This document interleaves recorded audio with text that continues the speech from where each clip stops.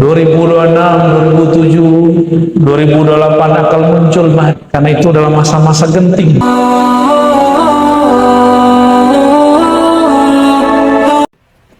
Apa kata beliau di hadis lain? Iya khurujnya Dajjal, seandainya Dajjal nanti keluar,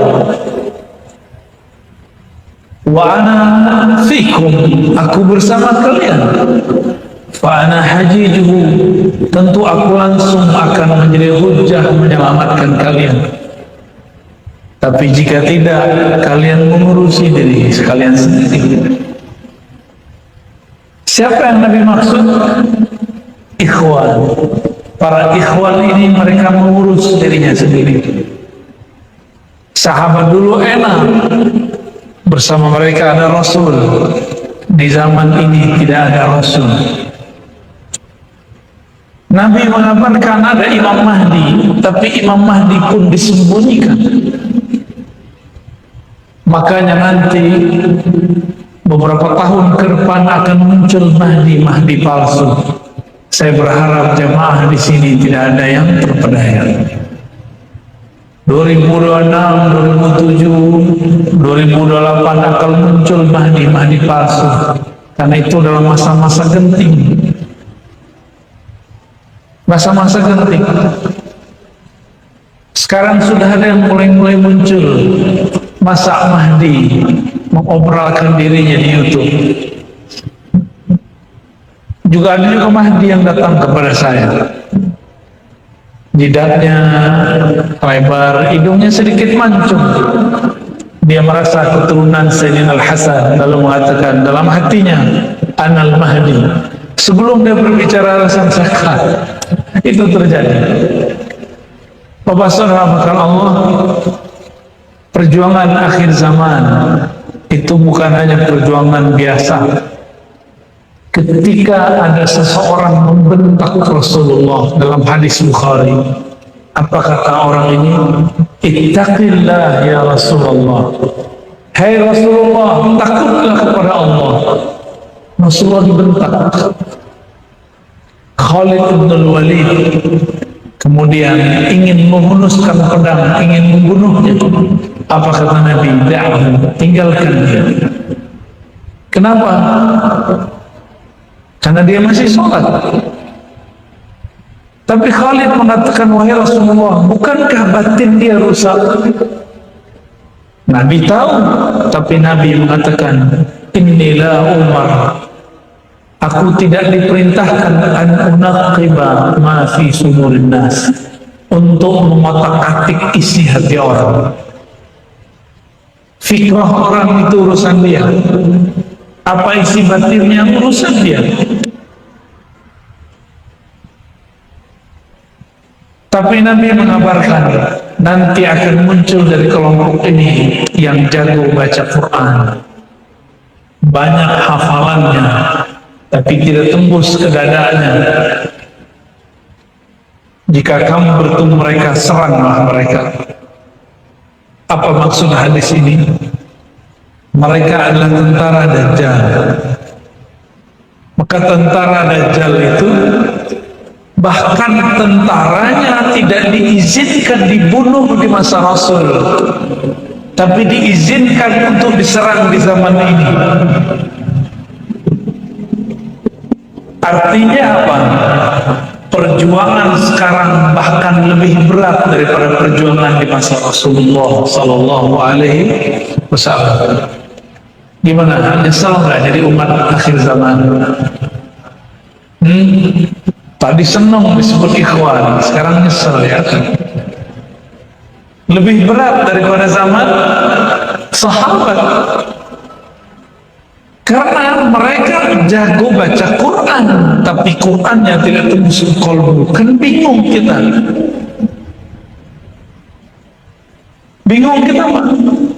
Hadis Sahih Bukhari dan disebutkan lebih dari satu lafaz redaksi. Bagaimana cara kita menanggapi hadis ini?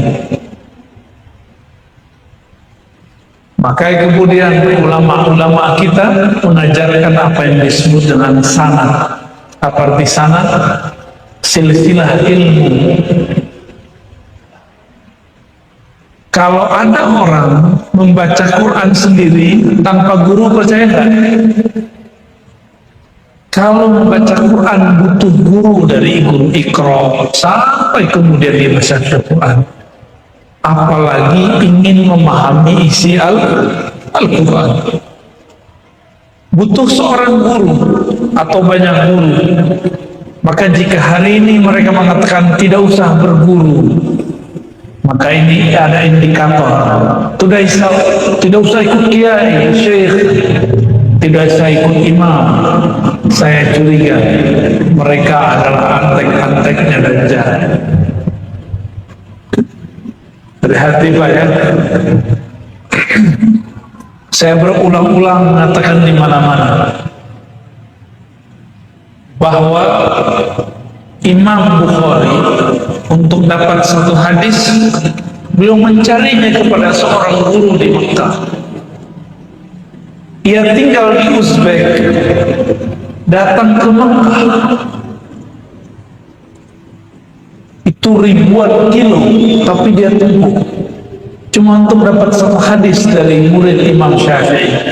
Hadisnya pun kita sudah dengar, innamal a'malu binniyat, tapi dia tidak mau dapat hadis ini secara langsung, dia harus mendapatkan lewat guru. Maka Imam Bukhari menjaga faham ini sehingga gurunya lebih dari 1.700 orang. Tapi sekarang muncul orang-orang yang mengatakan mari baca Sahih Bukhari tanpa pakai guru.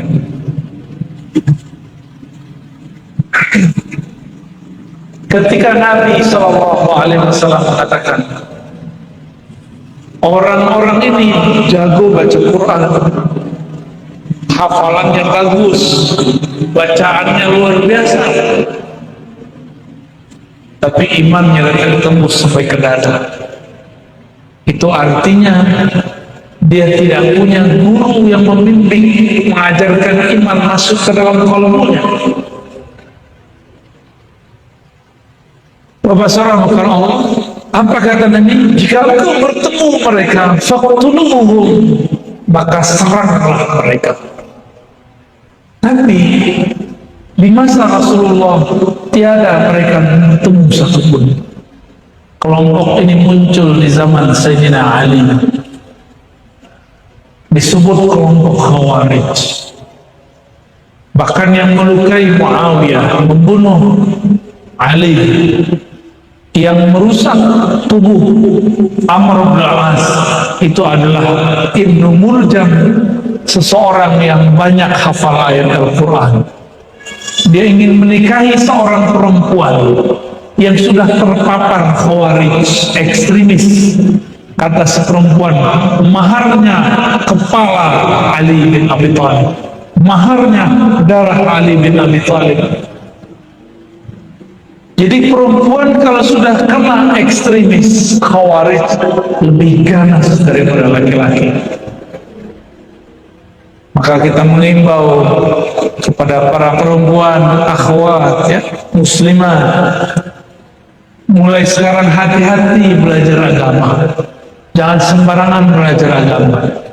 Saya sudah banyak bertemu orang, perempuan cantik lembut, kemudian minta cerai dari suaminya yang sangat baik, cuma karena beda faham dengan suaminya. Pemahamannya sangat sederhana, tapi tengkar setiap hari, hilanglah rasa cinta. Bahkan tidak jarang dia mengatakan suaminya ahlun nar. Tadinya lembut, sekarang jadi kasar. Nabi Muhammad SAW tidak diizinkan membunuh Khawarij di zamannya, tapi belum merintahkan umat akhir zaman untuk memeranginya. Ternyata mereka itulah yang disebut tentara Dajjal. Pemimpinnya disebut Dajjal. Semenjak zaman Nabi Nuh, para nabi sudah diperintahkan untuk mengingatkan umatnya. Dulu ketika Sayyidina Musa memarahi umatnya, kalau umat disuruh bunuh diri, Faqtulu anfusakum, bunuhlah dirimu sendiri. Nabi Harun oleh beliau kemudian diperintahkan dibentak dan segala macam, jenggotnya ditarik. Tapi giliran bertemu Ad-Dajjal yang nama kecilnya adalah Samiri, Nabi Musa tidak berkalam kecuali lembut. Ma khatbuka ya Samiri, ada apa denganmu wahai Samiri? Artinya Nabi Musa pun tidak dapat izin untuk melawan Dajjal. Jangan-jangan Dajjalnya lebih sakti daripada beberapa nabi. Betul, di zaman setelah Nabi Musa ada nabi yang masuk ke dalam pohon, itu pun dibunuh oleh umatnya. Ternyata umat itu di belakangnya ada Dajjal. Dan kita jarang dengar yang merusak dakwah Nabi Isa sebenarnya juga Dajjal, nyamar jadi pengikutnya bernama Yudas Iskariot. Maka benarlah kata Nabi Muhammad dalam hadis yang sahih Bukhari dan Muslim, Dajjal itu telah diwanti-wanti kemunculannya semenjak zaman Nabi Nuh. Nabi Nuh punya anak 3.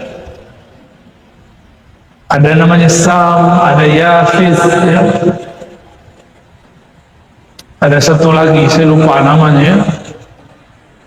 Sam itu disebut bapaknya orang Arab.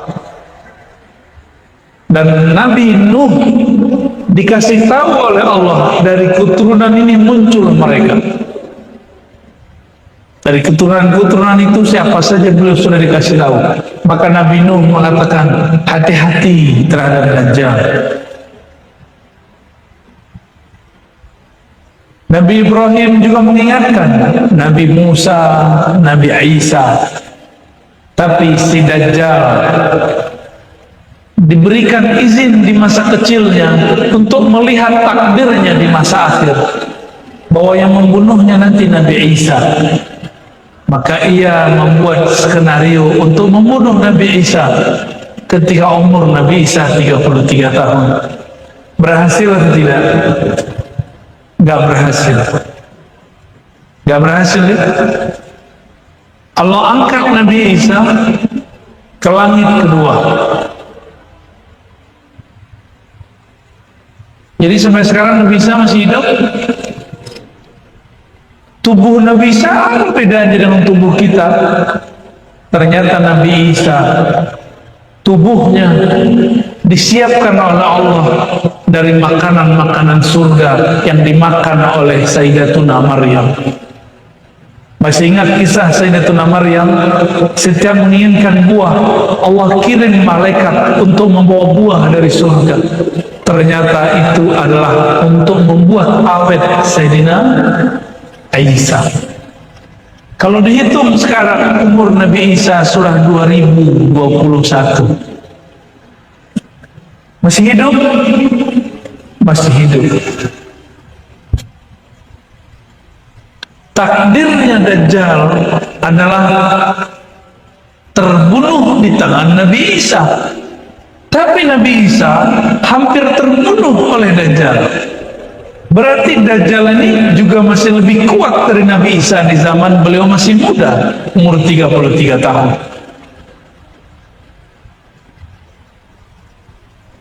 Maka nanti imam yang kita tunggu-tunggu dan hadisnya sahih disebut Al-Imam Al-Mahdi. Inilah pemimpin ikhwan yang disebutkan di dalam hadis tadi. Al-Mahdi mengizinkan dan memberikan pedangnya kepada Sayyidina Isa untuk melawan Dajjal. Maka Sayyidina Isa di akhir zaman berbeda kekuatan dengan Sayyidina Isa yang dulu. Setiap kali disebut Nabi Isa di depan Dajjal, Dajjal itu lari dan keluar. Kenapa? Dia tahu takdirnya akan dibunuh oleh Isa. Nabi Isa turun di Menara Putih di Damaskus. Ketika turun, dia masuk masjid, sudah ada Imam Mahdi bersama para ikhwannya memimpin sholat. Ketika datang Nabi Isa, Al-Mahdi mengatakan, wahai Nabiullah Isa, silakan engkau jadi imam. Apa kata Nabi Isa? Al-imamukum minkum, imam kamu dari kamu. Artinya apa? Nabi Isa ketika diutus kembali nanti, ia menjadi pengikut Al-Mahdi. Maka Nabi Isa nanti menjadi seorang wali, walaupun pernah menjadi nabi, cuma jabatan kenabian, kerasulan yang tidak berlaku. Yang berlaku hanya beliau sebagai seorang wali yang membersamai raja para wali, Sayyidina Al-Mahdi Khalifatullah. Apa maksud saya menceritakan ini? Imam Al-Hakim At-Tirmizi, ahli hadis juga ahli qalbu, mengatakan ada 12 nabi yang hadisnya sahih berdoa mengatakan, ya Rabb, jadikan kami nabi yang ikut berjuang di akhir zaman. Sayyidina Isa adalah salah satu nabinya. Doanya dimakbulkan.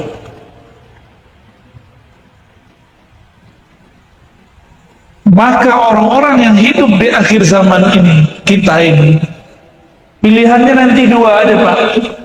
Pengikut Mahdi, pengikut Dajjal. Dua ada. Mau yang mana, Pak? Al-Mahdi. Karena pengikut Al-Mahdi ini Allah sembunyikan ciri-cirinya, karakter-karakternya, maka banyaklah orang mencocokloginya, mencocoklogikan dirinya, kelompoknya sebagai Al-Mahdiyin. Inilah tantangan kita di akhir zaman, ya, tantangan kita di zaman ini.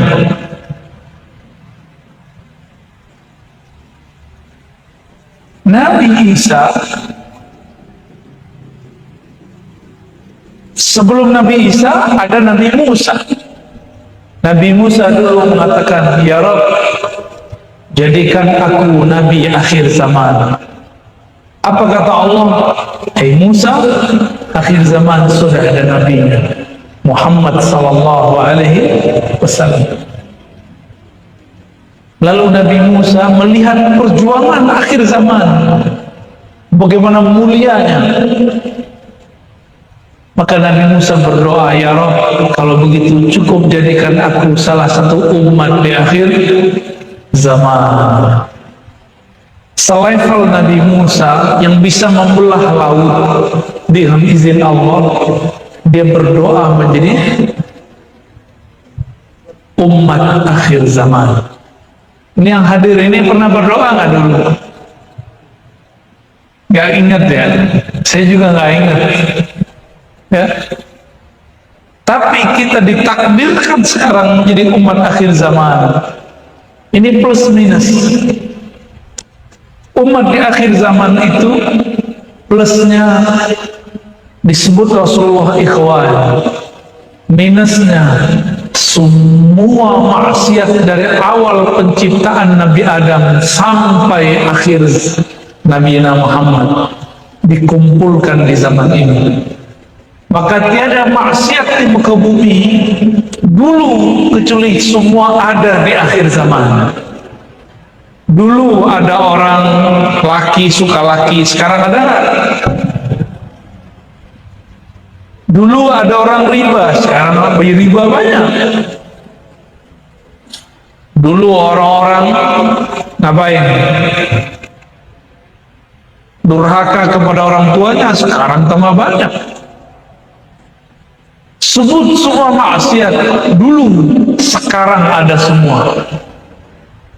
Dulu ada orang pengen ganti kelamin gak jadi-jadi, sekarang jadi transgender.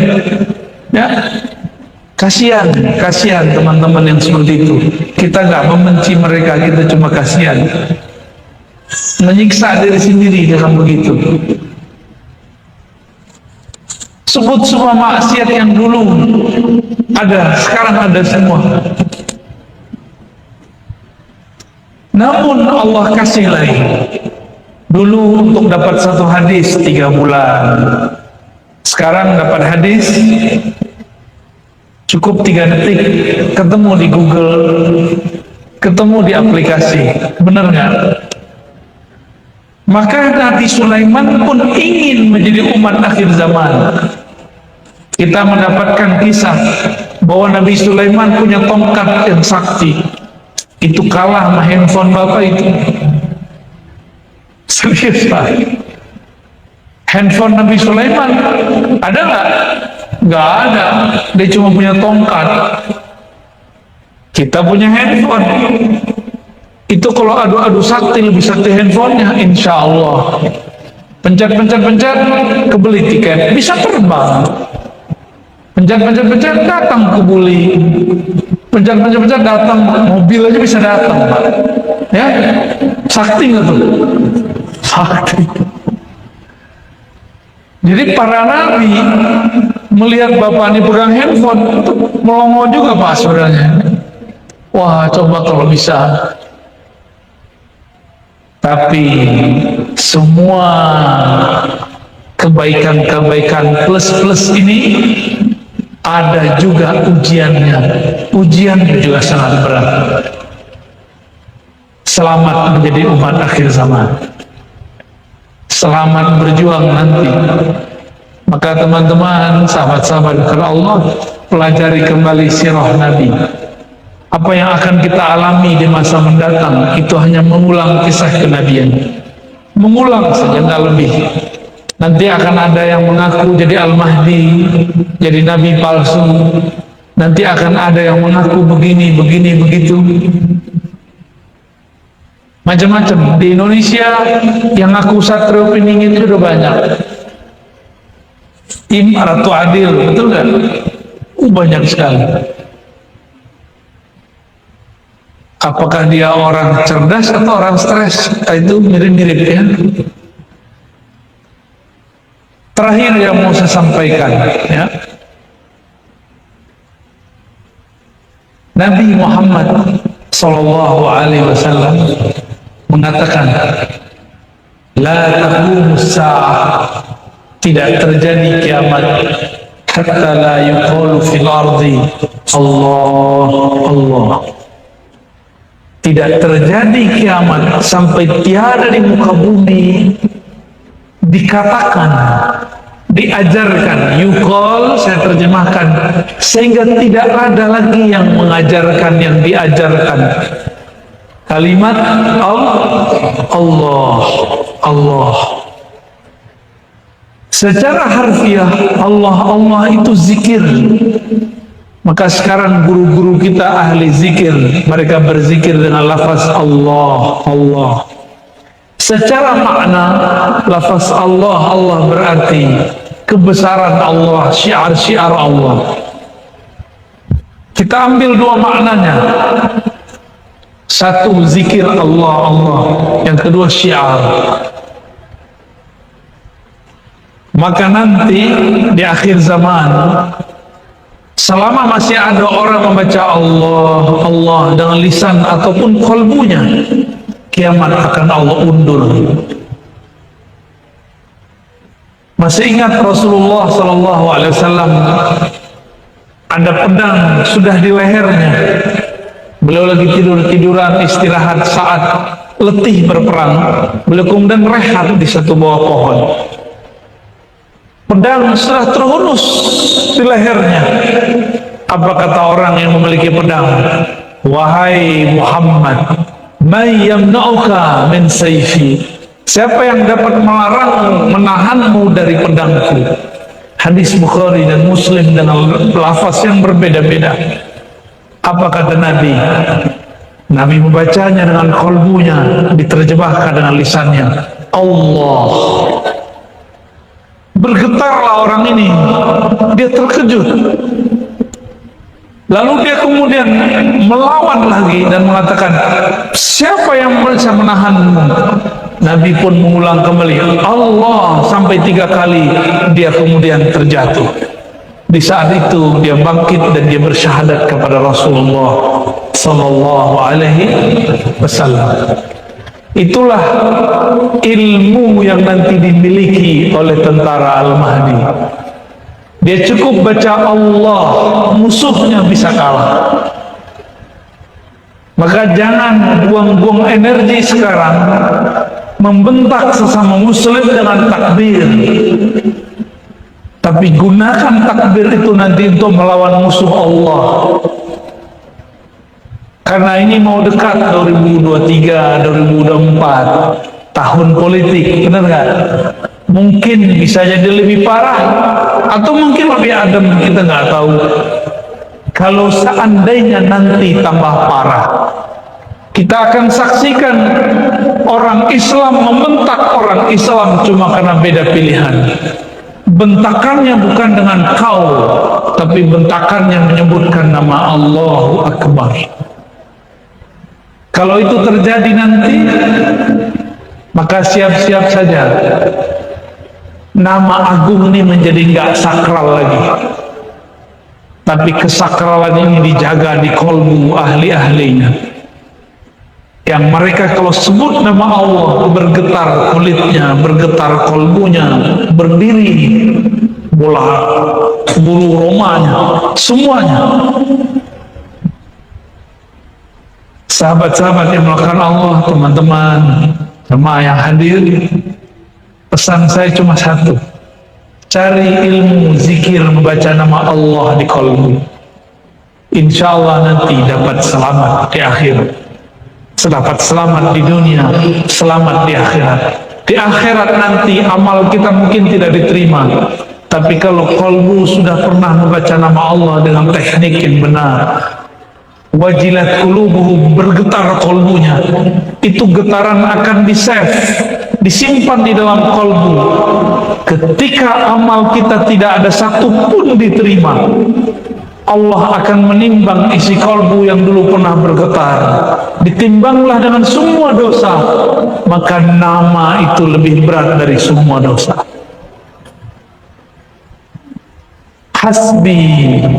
Hasbi Allah, cukuplah Allah. Itulah zikir orang itu.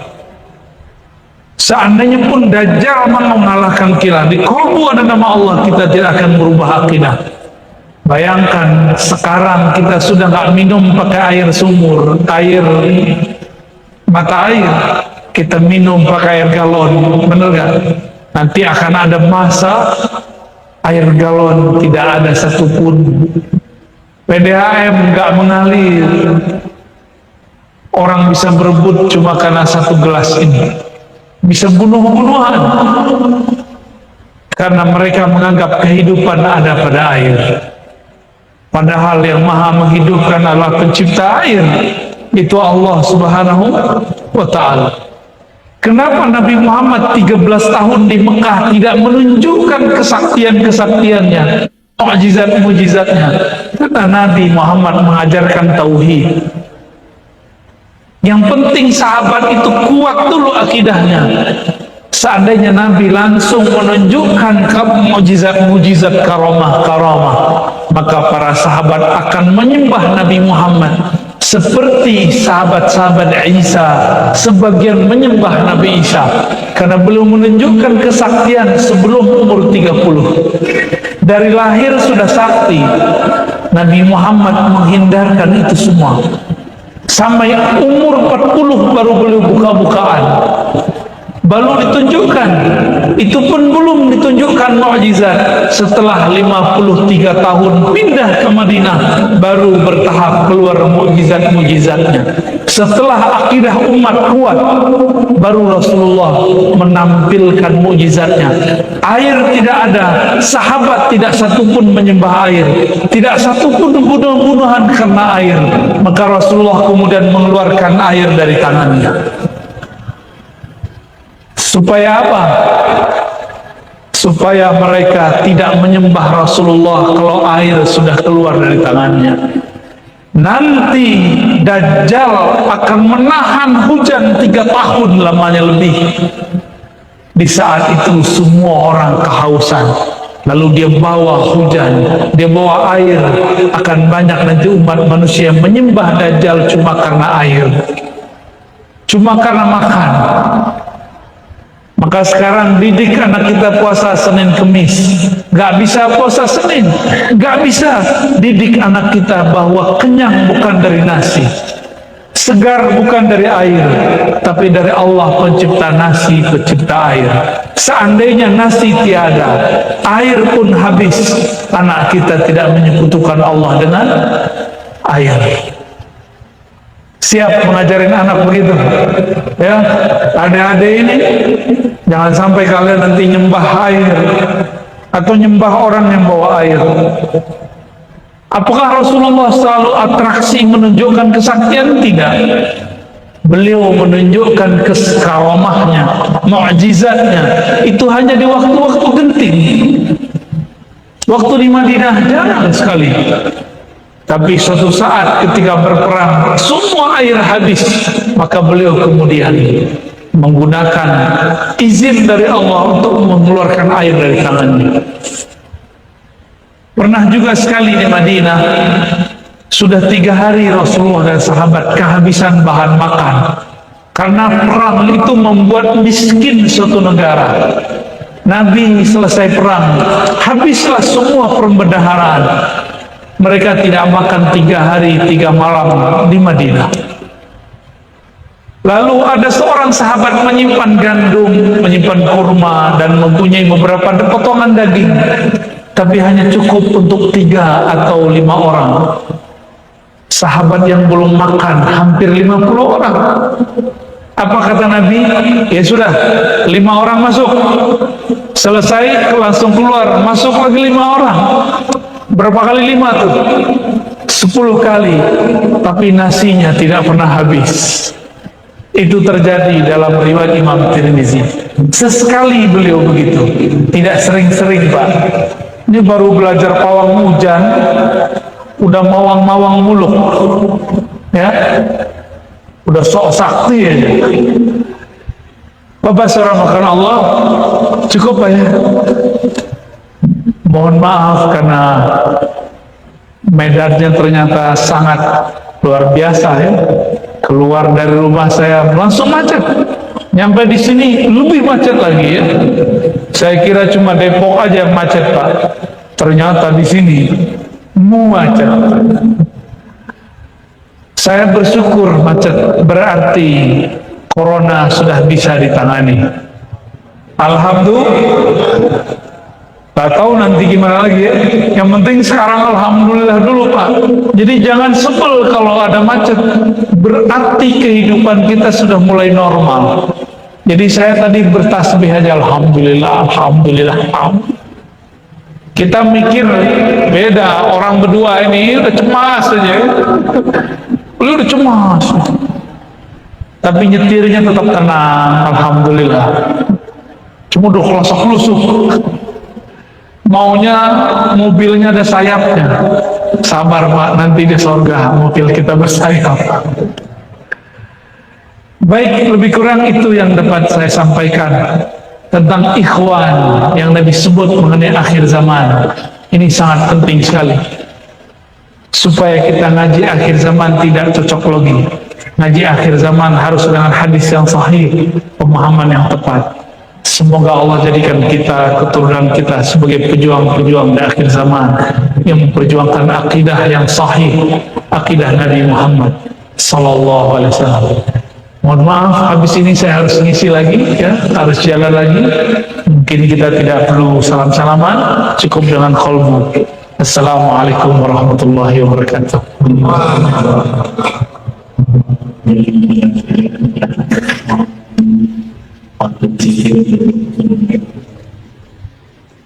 Untuk talqin ada tekniknya, ada persiapan sebelum talqin. Kalau mau talqin dengan saya, zikir dulu 40 hari ya Hayyu ya Qayyum, supaya kolbunya siap ditalqin. Kalau enggak percuma ditalqin ya. Cukup ya, doa aja. Astaghfirullahaladzim, astaghfirullah. Kita buka doa ini dengan baca surah Al-Fatihah. Semoga Allah membuka qalbu, Allah membuka pintu langit, Allah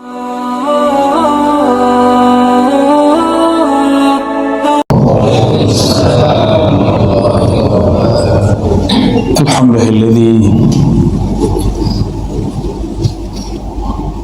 man zakarahu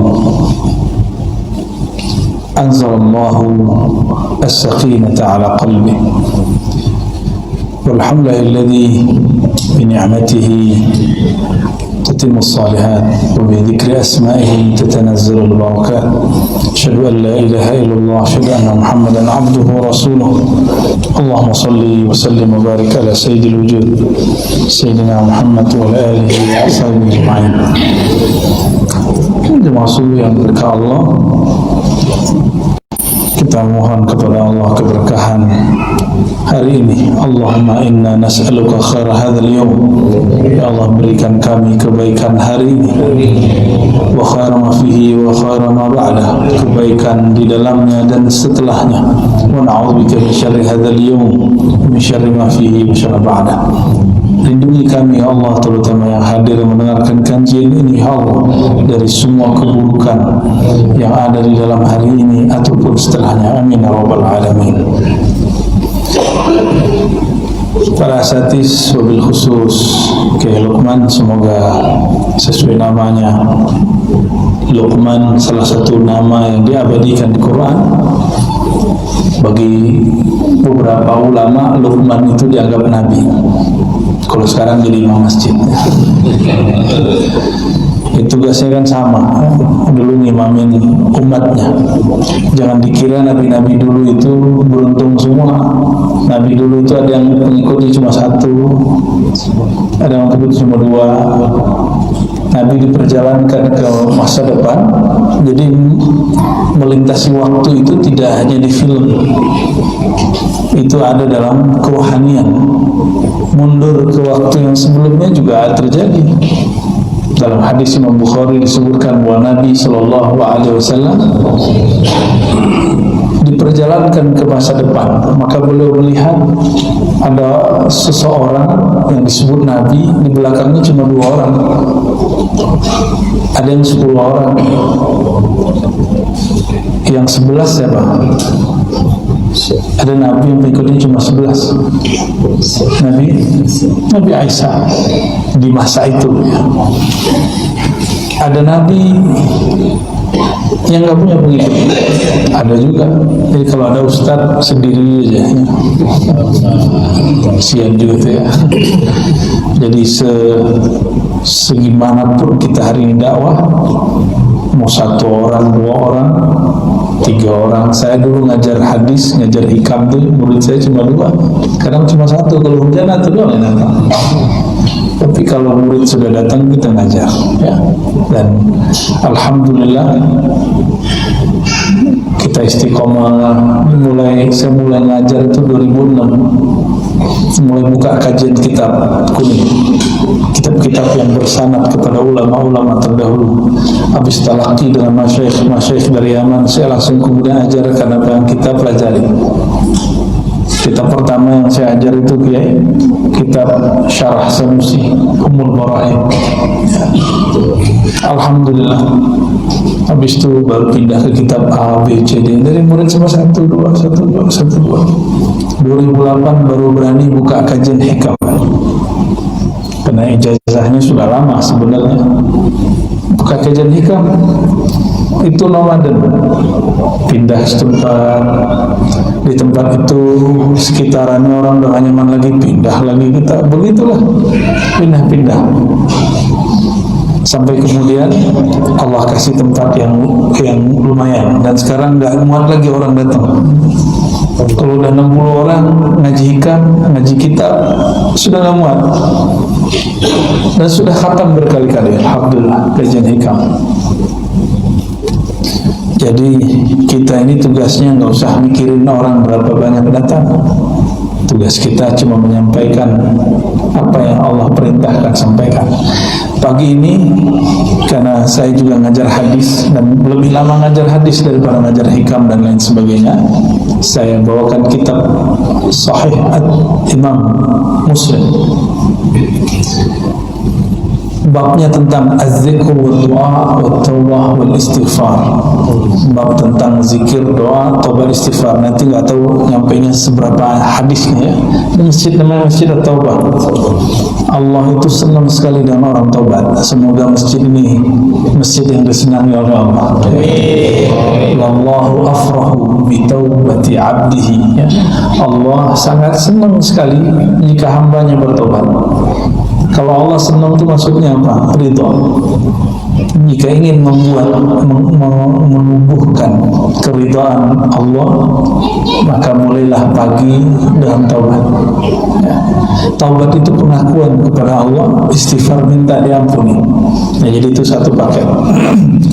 Wa bi sanadil muttasil Imam Muslim. Karena kita tidak bertemu Imam Muslim, maka kita pendek dari sanad guru-guru kita yang bersama ke Imam Muslim. Apa kata Imam Muslim? Haddatsana Qutaibah bin Sa'id. Selevel Imam Muslim enggak langsung mengatakan qala Rasulullah. Dia masih mengatakan berkata guruku Qutaibah. Qutaibah ini orang yang umurnya sekitar 90 tahun. Panjang pun enggak tuh. Qutaibah ini ketemu dengan Imam Malik, bertemu dengan Imam Syafi'i, bahkan sama-sama mendengar hadis dengan Imam Syafi'i. Siapa beliau belajar? Ke imamnya bernama Imam Malik. Ini muridnya Qutaibah. Jadi Imam Bukhari, Imam Muslim itu berguru kepada murid-murid dari imam-imam mazhab. Jadi kalau ada orang mengatakan tidak usah ikut mazhab, langsung saja ke Bukhari Muslim, itu turun derajat.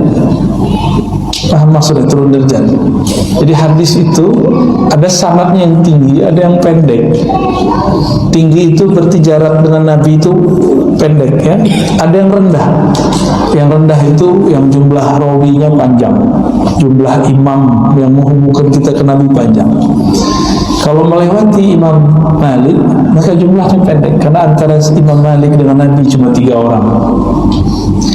Orang terdahulu, ini ulama salafus saleh. Imam Muslim, ulama salafus saleh. Tidak pernah langsung mengatakan dari Nabi.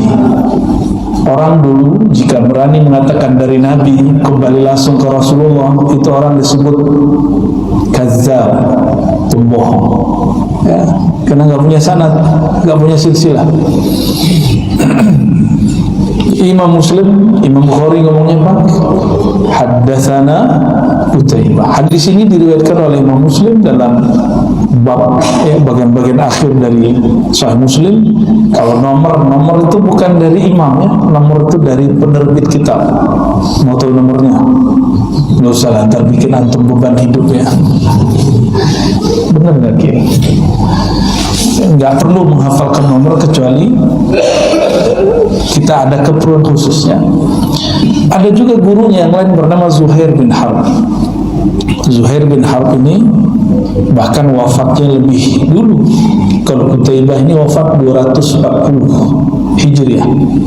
Sedangkan ini Zuhair, gurunya Imam Muslim, wafatnya 8 tahun sebelum dia, sebelum Imam Qutaibah. Jadi Imam Muslim ini pemburu hadis dan tidak hanya mendengar dari satu syekh. Wallafzu li Qutaibah. Hadis ini redaksi Imam Qutaibah. Kata Imam Qutaibah, haddatsana Jarir. Kami berguru kepada Imam Jarir. Kata Imam Jarir, anil A'mash.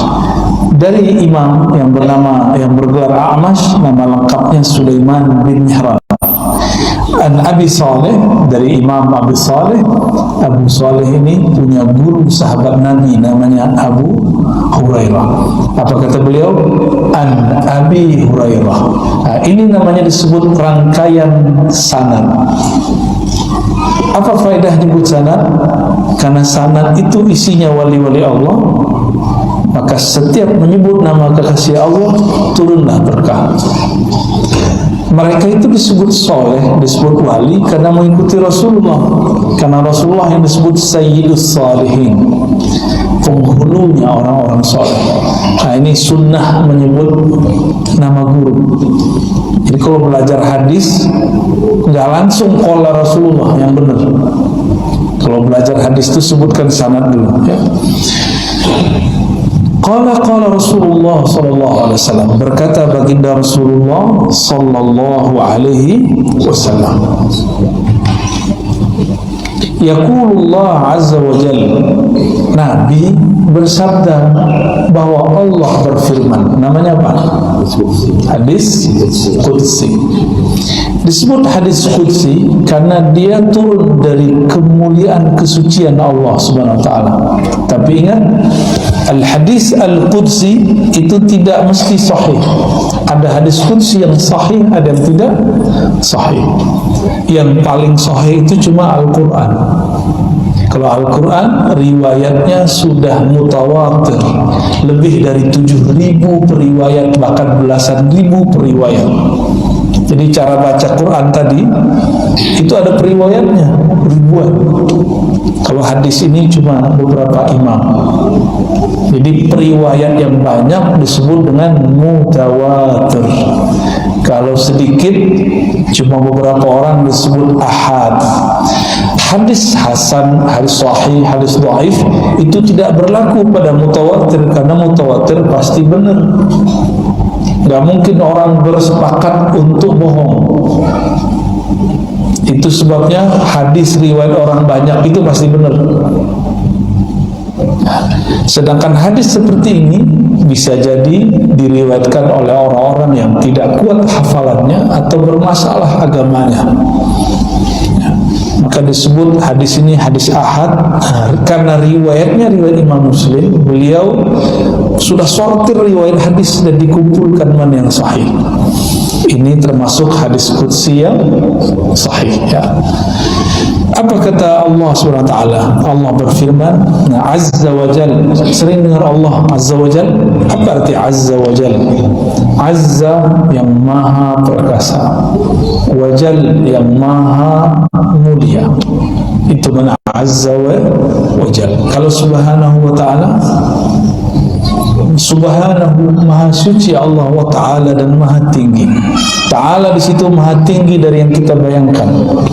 Itu wa ta'ala, ya.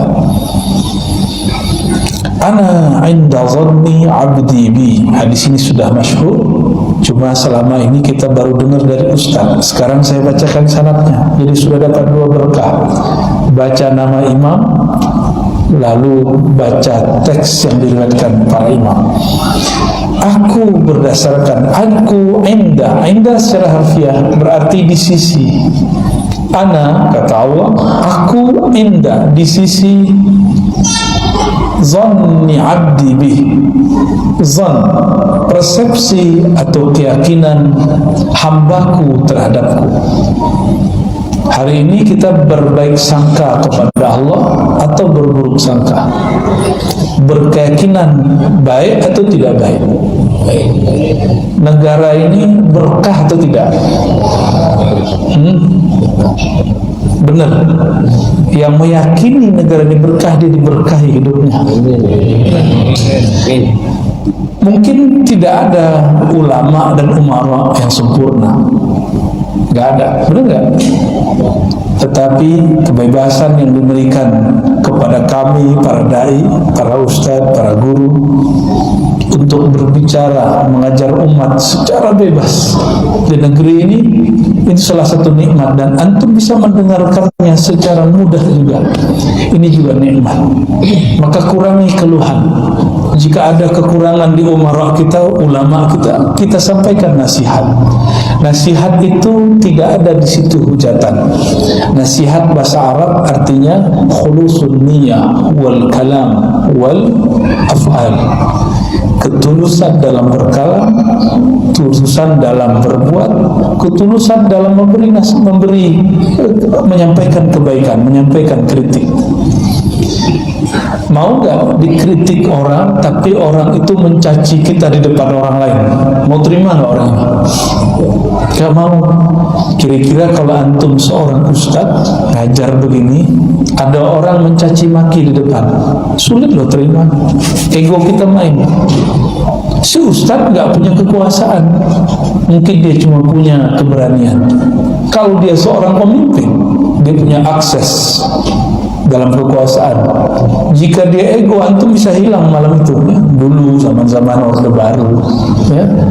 Guru saya dulu tokoh masyumi, Abuya Hasan Basri, mengkritisi pemerintah di zaman Orde Baru. Habis khutbah dipanggil. Dulu yang manggil bukan polisi, tentara, karena dulu ABRI sama tentara sama polisi itu nyatu. Dipanggil, dikata-katai. Kenapa kamu begini? Kalau begini, ya, yang ditanya wali, dia berbicara dengan nurullah. Tiba-tiba si tentara ini tunduk, pulang-pulang cium tangan. Ya. Mohon maaf Abuya, kami sudah salah orang. Jadi muridnya, alhamdulillah. Ya. Dulu begitu, saya menyaksikan guru saya seperti itu. Karena saya tahu zaman dulu begitu. Sekarang saya kritik penguasa, nggak digituin. Oh, ini berarti kebebasannya sudah tambah. Maka saya membangun persepsi keyakinan dalam diri. Negeri ini perlahan-perlahan mulai diberkahi oleh Allah dengan kebebasan beragama, kebebasan berkumpul, kebebasan dalam apa-apa saja. Kita syukuri ya. Yang kurang kita doakan, bukan kita caci maki.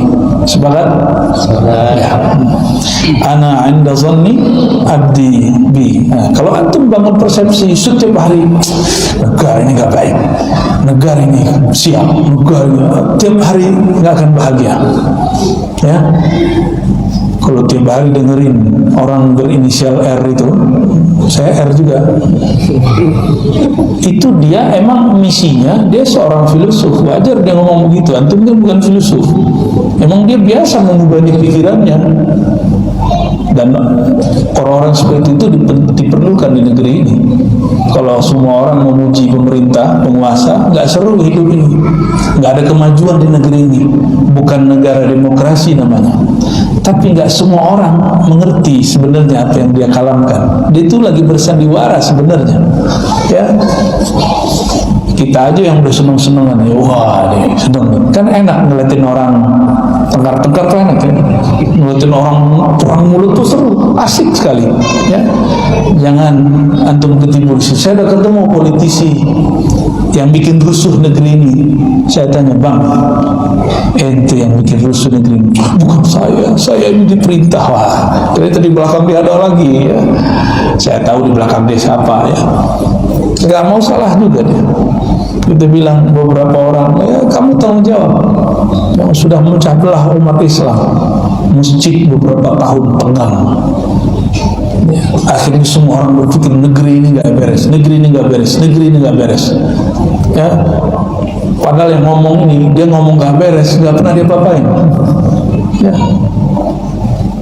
itu masjid-masjid di mana-mana semuanya menghujat dan tidak ada satupun yang ditangkap. Saya mikir, kok masih bilang gak beres juga? Kok masih bilang kita dikekang juga? Persepsi. Maka saya mengajak, ayo bangun persepsi yang baik, bernegara, beragama ya. Kritik para pemimpin, tapi jangan hujat. Sibabul muslim fusuq, mencaci sesama muslim fasik. Benar gak? Ya, antum lebih alim dari wakil presiden kan? Ada yang lebih alim dari wakil presiden? Wakil presidennya siapa? Umar. Ya, ngeri Pak. Ya, agak mengerikan negara ini kalau antum macam-macam ya. Kalau dia wali Allah, doanya mustajab. Ya, antum baru kenal agama kemarin sore. Beliau tahun 70-an sudah jadi ulama. Ya, sudah jadi pejuang di salah satu partai Islam. Ya. Baik. Nah, saya bukan lagi bela-bela siapa, karena saya juga nggak nyoblos dia kan. Saya cuma ingin mengajak, ayo bangun persepsi yang indah di negeri ini. Mau nggak? Ya, supaya kita tambah bahagia. Berwajah tuh nggak tegang-tegang amat. Ini wajahnya kayaknya tegang-tegang sekali. Ya, mulai bangun kebahagiaan. Ya, ada yang pernah tinggal di negeri Arab, Saudi. Antum buat majelis begini datang polis. Datang polis, Pak. Harus buat izin dulu, apalagi malam tadi itu ya. Di mana tempatnya? Pantai Gading. Ini malah polisinya datang, tentaranya datang. Kalau antum buat di Saudi, nggak usah jauh-jauh. Ulama kita bernama Syekh Sayyid Ahmad bin Muhammad Al-Maliki. Dulu kakeknya, ayahnya adalah pengajar di Masjidil Haram. Nggak boleh lagi ngajar di masjid. Buat ngajar di masjid lingkaran begini aja, bisa berperkara dengan laskar, dengan askar polisi. Akhirnya beliau pindah dengan beberapa ulama ke daerah namanya Rusaifa. Kita kalau mau ke sana sekarang itu ditanya dulu, ramai atau enggak? Kalau ramai enggak boleh. Al-Habib Zain bin Smith di Madinah, itu ulama kita, hijrah ke Madinah, salah satu yang mentaksis Rabithah Alawiyah.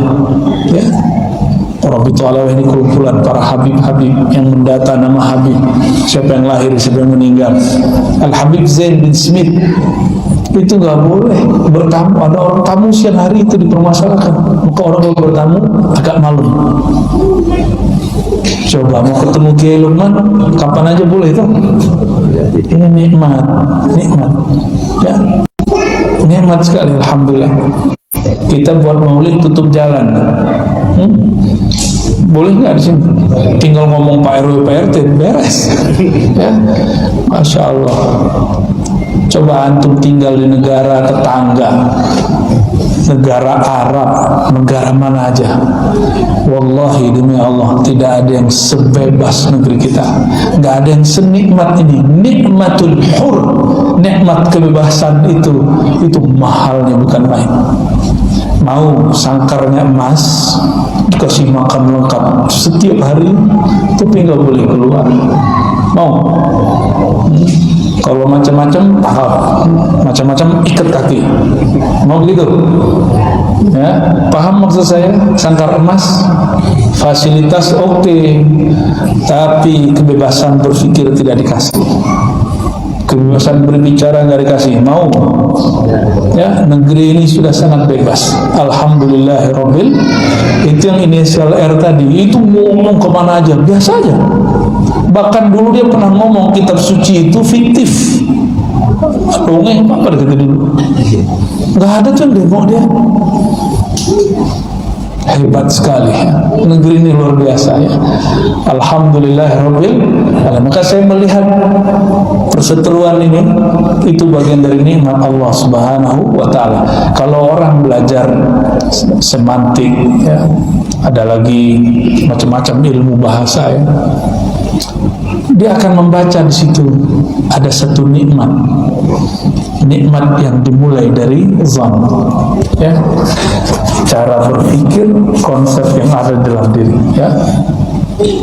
Wa ana ma'ahu hina yadhkuruni, di riwayat lain hina dzakarani. Nah, pindah babnya. Tadi bab zan, keyakinan, persepsi. Sekarang pindah ke bab zikir. Aku membersamainya hina yazkuruni, di saat dia menyebut namaku. Aku membersamainya disebut dengan ma'iyah. Apa istilahnya? Istilah dalam ulama-ulama ahli zikir muraqabah, ma'iyah. Aku membersamainya jika dia menyebut-nyebut namaku. Udah terasa belum bersama Allah? Belum ya? Bismillah, izin minum dulu ya.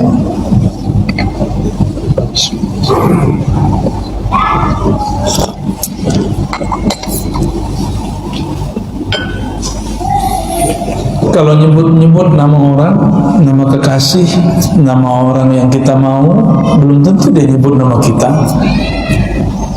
Kiai pernah nggak bertepuk sebelah tangan? Sering. Kita mau dia nggak mau, ya. Kita rindu dia tidak rindu. Sedih sekali Kiai.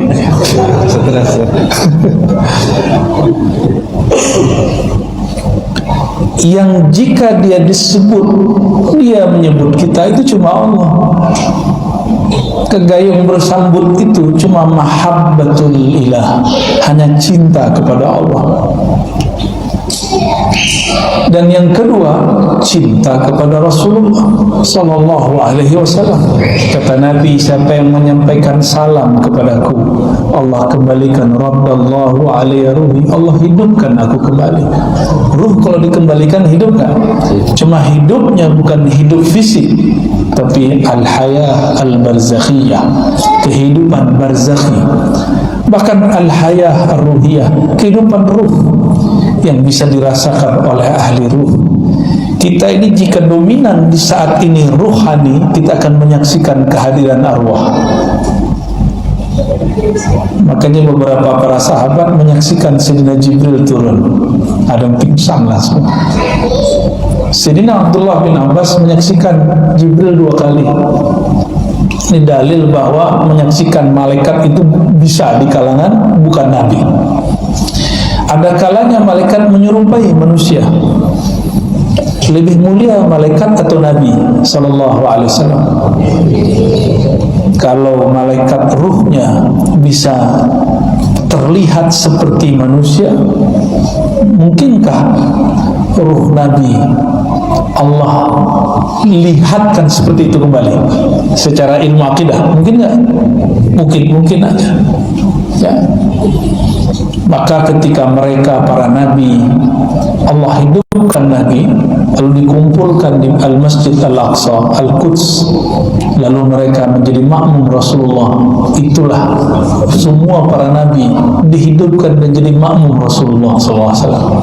Sahlah semua nabi jadi umatnya ya, sahlah semua nabi jadi umat SAW. In dzakarani fi nafsihi dzakartuhu fi nafsi. Siapa yang menyebut aku, mengingat aku di dalam dirinya, aku akan mengingatnya di dalam diriku. Allah itu oleh para ulama dirinya diistilahkan dengan az-zat al-buhti, zatul buhti, maksudnya zat mutlak. Zat buhti itu bukan nama, itu istilah menyebut bahwa zat Allah tidak dapat dibayangkan. Ada beberapa orang menyebut zatul buhti itu nama Allah, itu tidak benar ya. Nama Allah itu beragam. Ada namanya al-asmaul husna, ada al-asma al-azam, ismul azam, ada isim sifat, ada isim af'al, ada isim zat. Macam-macam nama itu. Yang kita baca selama ini baru al-asmaul husna. Al-asmaul husna berapa yang kita hafal? Ya kalaupun hafal ya, udah hafal minimal ditempel lah di rumah ya. Al-asmaul husna yang 99 itu baru sebagian dari nama Allah. Waktu saya ke Jaro, ada Tuan Guru Jaro, Kiai Ahmad Sanusi, ternyata dia punya mursyid, punya guru rohani, ketemunya di Saudi, di Haramain. Beliau guru tarekat namanya Rifaiyah, Sidi Ahmad Rifai, salah satu wali yang ahli sunnah, kuat sekali ahli sunnahnya ini. Syekhnya orang Suriah pindah ke Turki. Ketika nelfon, itu tempat zawiyah zikirnya di-shoot sama khadamnya. Sampailah ke nama, ada daftar nama, saya kira al-asmaul husna, ternyata nama-nama Syekh Ahmad Rifai. Jadi wali itu namanya banyak, ada gelar-gelar. Ini sebagai contoh, Nabi Muhammad itu namanya berapa di Dalail Kiai? Masih ingat nggak? 200-an. Imam Suyuti menyebutkan lebih dari 600, bahkan lebih dari 700 nama Rasul. Maka wali-wali itu gelar dan namanya banyak. Syekh Abdul Qadir Jilani itu juga ratusan. Saya ketemu seorang santri di Garut, beliau menyampaikan bahwa kami punya kiai, punya syekh, punya wali yang dia menyebutkan 100 nama Syekh Abdul Qadir Jilani. Jika kita menyebut nama Allah, nama yang mana tinggal pilih, Ar-Rahman, Ar-Rahim, Allah akan menyebut kita dengan nama yang diberikan kepada kita. Siapa yang ngasih nama itu? Allah sendiri, ya. Namanya nama kehambaan. Jika kita menyebutnya dengan Ya Rahman, dia akan manggil Ya Abdi, Ya Abdur Rahman, wahai hamba terkasih. Kalau kita memanggilnya Ya Razzaq, Allah akan memanggil kita Ya Abdur Razzaq, wahai hambaku, hamba sang maha pemberi rezeki. Dikasih oleh Allah nama, itu namanya nama kehambaan. Banyak istilah nama, ya. Jadi menyebut Allah, Allah itu nama bukan? Maka Allah juga sebut nama kita dengan nama yang dia pilihkan, bukan nama yang dipilihkan orang tua. Kiai Luqman itu nama yang dikasih ayahnya. Jika beliau menyebut nama Allah, maka Allah akan sebut nama yang dikasih oleh Allah Subhanahu wa taala. Dan nama itu dirahasiakan oleh Allah, diberitahukan kepada Rasulullah dan aulia-aulianya. Bahkan beberapa hamba Allah dikasih tahu lewat ilham, bahkan mimpinya, ya. Bahkan Imam Ibnu Sab'in menyebutkan dalam risalahnya, dia di dalam risalahnya itu mengatakan bahwa Allah memanggil dirinya dengan sebutan Abdul Haq. Berarti ini suka zikir, ya Haq, Haq gitu ya. Jadi Al-Haq nama Allah bukan? Ya, Al-Haq salah satu nama Allah Subhanahu wa taala. Jadi jika ingin menyebut nama Allah, ambil satu nama, disebut-sebut dalam hati. Dari semua nama itu, dari Al-Asmaul Husna, bukan nama yang lain, Asmaul Husna dulu. Nama yang paling mencakup semua nama adalah lafaz jalalah, yaitu Allah. Ar-Rahman, siapa yang bernama Ar-Rahman? Allah. Ar-Rahim, Allah. Al-Kabir, Allah.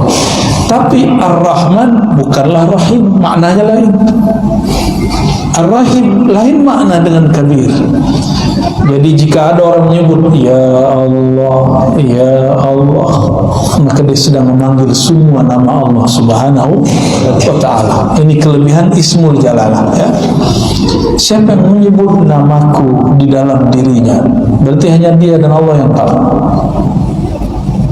Aku sebut namanya di dalam diriku, di dalam zatnya, berarti orang ini dirahasiakan Allah. Maka di sini ada dua jenis hamba. Ada hamba yang membesarkan namanya di depan makhluk, ada hamba yang menyembunyikan namanya di dalam dirinya. Ada hamba yang berwirid di tengah keramaian, ada hamba yang menyembunyikan wiridnya dari keramaian. Ini dua jenis hamba. Berzikir di keramaian, bahasa Arabnya jalwah, ya, berzikir dalam keramaian, dalam munculnya banyak orang. Sedangkan berzikir dalam kesunyian disebut khalwah, khalwat, jalwat, khalwat. Salah satu orang dari 7 orang yang akan dinaungi hari kiamat adalah orang yang mengingat Allah, yazkur rabbahu, mengingat Allah Ta'ala, lalu dia menangis, mengalir air mata dalam berzikir. Itu disebutkan di dalam hadis, sab'atun yazilluhumullah yawma la zilla illa zilluh, ya, 7 golongan yang Allah jamin keselamatannya di hari kiamat, di zaman yang tidak ada lagi bantu kecuali Allah dan syafaat Rasulullah. Salah satunya orang yang berzikir dalam khalwat, khalian, dia berzikir dalam kesunyian, ya. Tapi orang-orang yang berzikir kepada Allah hatinya tidak pernah sunyi. Setiap malam menurut orang itu sepi, bagi dia itu ramai sekali. Ya. Ketika hatinya menyebut nama Allah, wa dzikrullahi akbar, itu sudah lebih besar dari semuanya. Wa in dzaqarani fi mala'in dzakartuhu fi mala'in hum khairum minhum. Ini redaksi Imam Qutaibah. Siapa yang menyebut namaku dalam khalayak ramai di majelis zikir, maka aku akan sebut-sebut namanya di keramaian malaikat, keramaian arwah-arwah para orang-orang beriman yang sudah wafat, yang barangkali lebih baik daripada mereka, para syuhada, para anbiya. Jadi nama-nama kita ini selalu disetorkan, yang nyetorin Allah sendiri. Wahai hambaku, malaikatku, wahai nabi-nabiku, wahai para syuhadaku, si fulan menyebut-nyebut namaku. Bahkan Allah berkalam khusus kepada langit, wahai penduduk langit, aku mencintai si fulan. Fahibbahu, hai Jibril, cintai dia. Umumkan kepada penduduk langit, ayyuha ahlas sama, wahai penduduk langit, innu uhibbu fulanan fahibbuhu, aku cinta kepada si fulan, hamba Allah yang suka menyebut nama-nama Allah, maka cintailah dia. Jadi diumumkan di langit. Inilah viral yang hakiki. Itulah artis Instagram langit, selebritis rohani, ya, mereka disebut-sebut dan gak perlu, ya. Kalau kita sekarang kan gini, follow back ya mas, gitu ya. Yang begitu itu cuma Allah, gak perlu dikalamkan, langsung Allah yang akan menjawab. Ya, sebut namanya sekali, Allah sebut kita berkali-kali. Sebut sekali, Allah sebut 10 kali. Sebut dia 10 kali, Allah sebut kita 100 kali. Sebut 100 kali, Allah sebut kita 1000 kali. Antum bayangkan orang yang nyebut-nyebutnya beribu kali, maka Allah menyebut dia beribu-ribu kali, berpuluh-ribu kali. Kalau Allah sebut-sebut sama dengan begini. Nih balik lagi pakai Luqman. Mumpung pas dengar dari teman nama Kiai Luqman waktu dulu masih jomblo, disebut-sebut nama si dia, seneng gak? Seneng. Pak taruh jawab suweneng. Namaku disebut nama orang yang aku suka. Dia nanya-nanya, Kiai Luqman itu ini nggak jelas. Senang kita, baru yang nyebut siapa? Makhluk yang kita suka. Antum itu senang seseorang karena Allah teteskan sedikit jamalnya, keindahan pada diri orang itu. Kalau enggak, kita enggak suka sama dia, walaupun wajahnya cantik, walaupun wajahnya keren, gagah. Jamalnya ini, keindahannya Allah percikan ke dalam diri orang itu membuat kita rindu. Namun ada yang disebut al-jamal al-muhammadi, keindahan nur Nabi Muhammad. Antum kalau lihat orangnya merindukan Nabi Muhammad sallallahu alaihi wasallam, kerinduan ini lebih hakiki daripada rindunya Kiai Luqman tadi. Ada yang cici di belakang. Mantan itu. Mantan apa?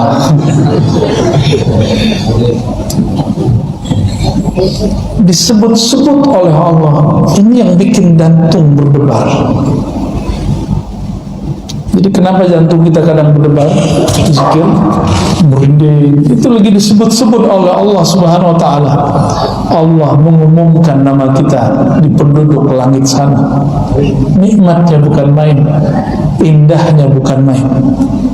Kawan saya diundang oleh orang yang dia nggak coblos dulu, senangnya bukan main, datang juga.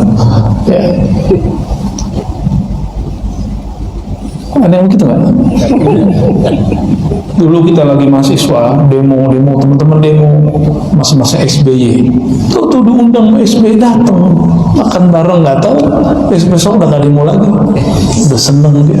Tuh zaman dulu ya. Saya nggak tahu sekarang karena sudah nggak jadi mahasiswa. Dulu teman saya tukang demo ini pas naik BBM kata dia SBY kafir. Wah, muncul ilmu kaidah baru dalam ilmu agama, naikin BBM kafir. Ya. Besok-besok hilang tuh nggak ada ya. Wa in taqarraba minni shibran taqarrabtu ilaihi dhira'an. Siapa yang mendekat kepadaku shibran, sejengkal, aku mendekat kepadanya satu zira'. Maksudnya apa? Siapa yang mendekat kepada Allah, menyebut namanya sekali, berapa kali Allah balas? 10 kali ya. Siapa yang menyebut dia 10 kali, kali ini 10. Disebut Allah 100 kali. Begitulah. Wa in taqarraba ilayya dhira'an taqarrabtu minhu ba'an wa in atani yamshi ataitu harwala. Siapa yang datang kepadaku berjalan, aku akan menyambanginya, menjemputnya dalam bentuk berlari. Bukan berarti Allah perlu berlari. Allah itu bukan fisik, juga bukan non fisik. Kita ini tubuh fisik, bukan juga non fisik. Karena non fisik yang masih makhluk jasmani, dalam ilmu akidah benda disebut dengan jisim. Benda itu ada yang tampak, ada yang tidak tampak, ada yang meter, ada yang tidak meter. Nah, jisim. Jin itu punya tubuh kan? Punya, namanya tubuh nariyah, tubuh yang tercipta dari api. Sedangkan tubuh kita tubuh turabiyah, dari tanah atau tiniyah. Ini tubuh ini sama-sama tubuh. Hatta malaikat tubuhnya disebut jisim nuraniyah, tubuh cahaya. Malaikat, kita, jin, syaitan sama. Itu semuanya punya fisik. Jadi malaikat itu kalau ada perintah dari Allah turun, maka dia pindah dulu dari atas ke bawah, terbang ke bawah. Pakai sayap dia terbang. Tetap pakai asbab. Nggak ada yang terbang kayak Superman, nggak ada. Itu khayal-khayalan orang sono aja tuh. Ya, kolornya kebalik lagi di luar ya. Terus pakai kain, nggak bisa orang terbang begitu. Hatta malaikat terbangnya mesti ada sayapnya. Masa ada orang terbang nggak pakai sayap? Ada, bukan Superman dalam bahasa Inggris, tapi wali Allah. Wali Allah bisa terbang tanpa sayap. Yang datang kepadaku berjalan. Saya mau tanya, Allah bertempat nggak? Terus berjalan di sini maksudnya apa? Yang bermujahadah, berusaha datang kepada Allah, usahanya mungkin sedikit, Allah akan membalasnya banyak. Harwalah itu lari-lari kecil. Emang Allah fisik? Enggak. Maka Imam Ibnu Labban mengatakan, jika engkau sudah sepakat meyakini Allah bukanlah benda, bukanlah fisik, maka jika disebut Allah berjalan, Allah berlari, itu tidaklah masalah. Allah bersemayam di atas aras, Allah turun ke langit dunia, enggak masalah. Kenapa? Dia bukan benda. Maka kata turun bukanlah turun makhluk. Turunnya bermakna kedekatannya. Harwalah ini bukan berarti Allah lari-lari kecil, karena dia bukan fisik. Ya, jadi ulama-ulama ahlullah tidak perlu mentakwil teks, mereka cukup merasakan makna. Kenapa tidak perlu takwil? Karena Allah bukanlah fisik. Itulah salah satu ajaran Imam Asy'ari, beliau tidak mentakwil. Itu kitab Al-Ibanah, serahkan maknanya kepada Allah. Beliau ambil ilmu ini dari Imam Junaid al-Baghdadi. Tapi ketika pindah ke Baghdad, di situ mulai banyak orang berdebat mengenai sifat-sifat Allah. Ya, lalu pindah lagi ke Basrah, ketemulah orang-orang yang suka mentakwil, tapi takwilnya tidak benar. Maka dia kemudian meluruskan cara takwil. Muncullah kitab yang kedua. Ya, jadi itu Imam Asy'ari juga berubah-ubah. Berubahnya bukan di prinsipnya, tapi di metodenya aja. Ya. Mau baca hadis lagi? Satu lagi ya. Jam 6 nih. Satu hadis kita baca. Bismillahirrahmanirrahim. Qala hadatsana Umayyah. Kata Imam Muslim, saya punya guru namanya Imam Umayyah. Umayyah ini orang Basrah. Imam Muslim orang Naisapur. Naisapur ini sekarang di Iran. Dia mau dengerin hadis ini, berangkat dulu naik onta sampai ke satu negeri namanya Basrah. Basrah ini tetangganya Baghdad, dekat kota Baghdad. Ada satu kota tua namanya Basrah. Jadi sekarang tuh enak, kita yang datang bacain hadis. Hadis ini dulu dijemput oleh Imam Muslim dari kampungnya, nggak pakai bis, nggak pakai motor, nggak pakai mobil, nggak pakai pesawat, pakai onta. Diambil dari gurunya bernama Umayyah ibn Bustam al-Aishi, wafat tahun 230-an, 232 Hijriah. Gurunya Umayyah mengatakan, aku mendengarnya dari guruku bernama Yazid, juga orang Basrah. Lalu Imam Yazid meriwayatkan dari Imam Rawh. Imam Rawh ini juga imam dari Basrah, dari Al-Ala, dari Abihi an Abi Hurairah, dari gurunya dulu mendengar dari Abu Hurairah waktu Abu Hurairah di Madinah. Jadi hadis ini sudah berpindah-pindah tempat. Tapi adabnya dulu murid datangin guru. Kalau sekarang nikmatnya saya cuma anterin doang kitab hadis ke antum kan. Alhamdulillahirabbil alamin. Apa kata Imam Muslim dari Abu Hurairah, qala kana Rasulullah sallallahu alaihi wasallam yasiru fi tariqi Makkah. Hadisnya itu biasa kita dengar. Cuma yang kita dengar potongan belakangnya, depannya nggak dibaca. Nabi ini disebut asbabul wurud, sebab hadis ini muncul. Dulu beliau bersama sahabat jalan-jalan fi tariqi Makkah, di jalan-jalan Mekah. Mekah itu jalannya itu ada bukit-bukit jalan, bukit-bukit jalan. Jadi ada jalan di antara dua bukit, bahkan ada jalan di perbukitan. Kalau jalan di antara dua bukit disebut saniyah. Makanya ketika Nabi mau hijrah dari Mekah ke Madinah, beliau melewati dua bukit, Saniyatul Wada itu namanya ya. Ketika jalan-jalan, nah jadi Nabi ini ngajar tidak hanya di masjid, lagi jalan, lagi rihlah, beliau ngajar murid-muridnya, sahabat-sahabatnya. Maka saya dengan sahabat-sahabat kita di Ribat, kami kadang-kadang nginep di tengah hutan semalam 2 malam, lagi di jalan bacain hadis. Jadi kita nggak formal-formal amat, ya. Bajunya nggak begini, baju kaos, ya. Itu baju kaos, tapi baca kitab. Nikmatnya bukan main. Di tengah hutan, besok ada suara-suara alam, lalu kita sebut nama Allah, baca nama Rasulullah sallallahu alaihi wasallam. Sampai di suatu gunung, famarra ala jabalin yuqalu lahu Jumdan. Sampailah di suatu bukit. Semoga bukit ini masih ada di Mekah. Gunung ini namanya Gunung Jumdan. Nanti tanya sama orang Mekah, masih ada nggak bukit ini? Soalnya bukit Mina pun udah dihancurin, ya udah dijadiin sekarang tempat kita tinggal, tempat kita mabit ya. Faqala siru hadhi Jumdan, lewatilah kata Rasulullah bukit Jumdan ini. Sabaqal mufarridun, sebenarnya tidak ada hubungan langsung, tapi beliau kemudian menghubungkannya dengan zikir.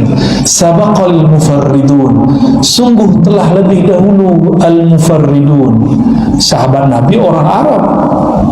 Dengar kata mufarridun, secara harfiah mufarridun orang yang menyendiri. Mufarrid, farrada yufarridu tafridan. Tapi mereka khawatir jangan-jangan lafaz ini lain makna, bukan makna secara bahasa. Maka mereka bertanya, wamal mufarridun ya Rasulullah, apakah yang disebut mufarridun wahai baginda Rasulullah? Lalu Nabi SAW menjawab, az-zakiruna Allah wazakirah, orang laki-laki ataupun perempuan yang banyak menyebut nama Allah, ya. Lelaki ataupun perempuan yang banyak menyebut nama Allah. Tubuh ini ada jenis kelaminnya, tapi ruh kita tidak ada kelaminnya, karena ruh bukanlah fisik. Malaikat aja masih fisik nur, itu bukan lagi perempuan. Maka lelaki perempuan itu cuma jenis manusia dan jin. Malaikat pun yang sudah tinggi enggak begitu, apalagi ruh. Maka dalam berzikir tidak dibedakan lagi di sisi Allah. Ini yang berzikir laki atau perempuan disebut sama. Siapakah mufarridun ya Rasulullah, yang dahulu sampai kepada Allah, yang dahulu sampai ke surganya Allah sebelum yang lain sampai. Di dunia dia sudah merasakan nikmatnya surga. Mereka adalah yang banyak sebut nama Allah, baik laki-laki atau perempuan.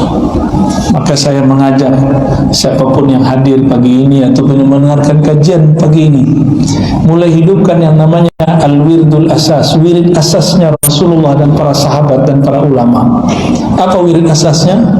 Dimulai dengan syahadat, asyhadu an la ilaha illallah, ya. Lalu Nabi suka mengatakan, ya, afdalul dzikri la ilaha illallah. Tapi sebelum zikir Nabi mengatakan juga lallahu asyaddu farhatan, ya. Allah sangat suka, sangat senang kepada orang yang siapa? Kepada hambanya tabah, yang bertobat. Maka mulai dari istighfar 100 kali. Ya, istighfar berapa kali? 100 kali. Ini amalan Nabi. Kenapa dimulai syahadat? Jangan-jangan tadi hati kita kufur. Maka kita setiap mau zikir perbarui syahadat. Setiap kali mau sholat perbarui syahadat. Setiap mau sedekah perbarui syahadat. Setiap kali baca Quran perbarui syahadat. Khawatir tadi di jalan dalam berpikir pikiran kita ada kufurnya. Minimal kufur nikmat, walaupun tidak sampai kufur murtad. Jadi dimulai dengan apa? Syahadat. Lalu apa tadi? Bersihkan dulu wadah yang mau zikir, bersihkan supaya dia nyaman. Istighfar. Istighfar yang kami terima dari guru kami tadi, guru saya Abuya Hasan Al-Basri, itu berzikir mengistighfarkan satu persatu anggota, mulai dari ubun-ubun, pandangan mata, telinga, lisan, tangan, kaki, perut, kemaluan, semuanya. Satu sel darah, satu tetes darah, satu sel di tubuh ini diistighfarkan semua. Lalu pindah ke istighfar dosa qalbu. Maka gak sempat lagi ngitung, mungkin sudah lebih dari 100. Lalu yang ketiga, afdalu dzikri la ilaha illallah. Kata Nabi, zikir paling tinggi la ilaha illallah, minimal juga 100. Beberapa masyayikh mengijazahkan dengan angka unik sesuai dengan nilai dari lafaz la ilah secara ilmu huruf dan adat, yaitu 165. Ya, saya dapat juga ijazah ini dari jalur beberapa masyayikh di Pulau Jawa dan juga dari orang-orang Arab tertentu. Apalagi setelah la ilaha illallah, la ilaha illallah itu zikirnya hararah, ada nuansa panasnya. Maka kalau zikir la ilaha illallah itu kayaknya panas, ya. Dia mesti ditawar kembali. Penawar hararah panasnya zikir hanyalah salawat kepada baginda Nabi Muhammad SAW. Maka bacalah minimal sallallahu ala Muhammad sallallahu alaihi wasallam. Juga berapa? 100. Lalu ditutup dengan subhanallah bihamdi subhanallah azim. Dalam hadis Muslim juga, ya, kita nggak usah buka, disebutkan subhanallah bihamdi subhanallah azim adalah satu pohon di surga. Pohon di surga itu satu pohon 100 tahun jalan baru selesai di ujung rindang ininya. Apa? Canggahnya apa namanya? Rantingnya, ya. Kalau bahasa canggah itu bahasa Padang itu, ya.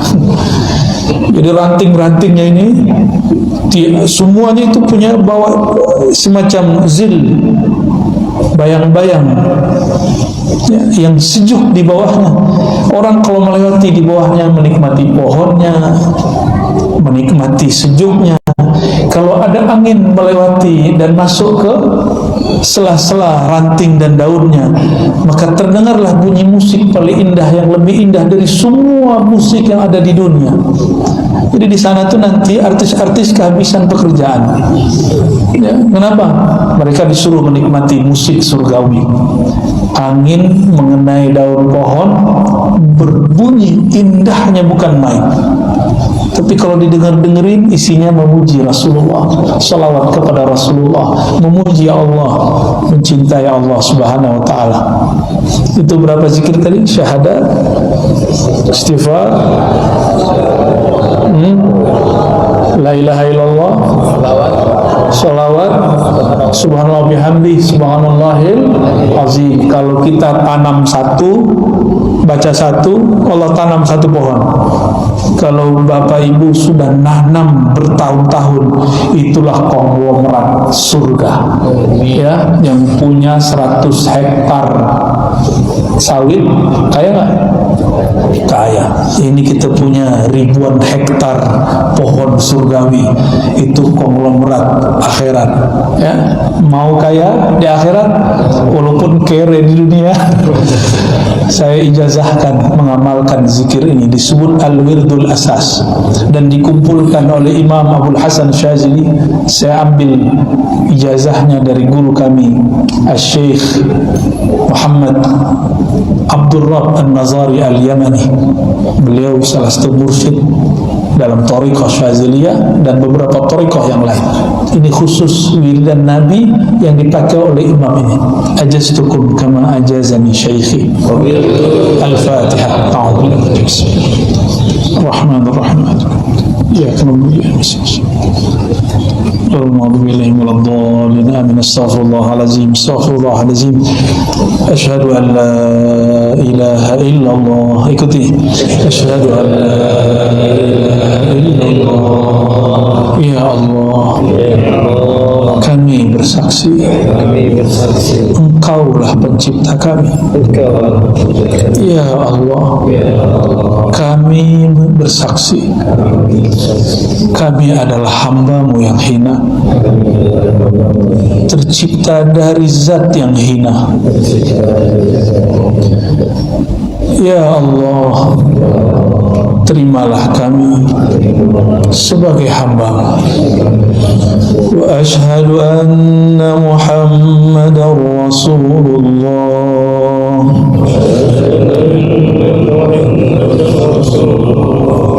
Ya Allah, terimalah kami sebagai umat Nabi Muhammad. Wahai baginda Nabi Muhammad, kami bersaksi Engkau adalah Rasulullah, utusan Allah, Habibullah, kekasih Allah. Al-Fatihah.